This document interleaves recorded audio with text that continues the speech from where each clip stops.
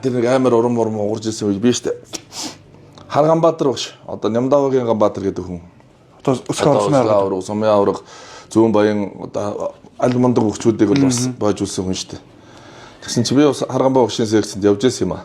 Тэгээ Харганбаа багш нэг тэмцээнд ялагдаад би нэлээд гондохон өсвөрийн тэмцээнд тэр инкагийн тэмцээн ч юм уу Монгол гүтлэгээ тэмцээн болдог гэсэн тэрэнд ч юм уу. Тэгсэн чи Ганбаа багш халамцоо манаас хөөх шиг чинь жамаа гэдэг шүү дээ. Жамаа багш. Өө жамаа. На ганц зөргийг наадах хөөж явуулаа. Наа чи эзэж бүх болохгүй гэхэд. Би яг ингэж харж ирснээр санддаг байхгүй. Тэр хажууд байх туу. Тий, хажууд нь явж байхад. Тэгэл яг барилдсан бүх болсон улсын аваргаар төрүүлсэн би алтан медалаас өөр медаль авахаа болсон. Тэгсэн чинь би чиний багш үстэй. Ганбаа багшийн шавнырыг хоцсон тий. Ганбаа багш гэсэн чинь би чиний багш үстэй.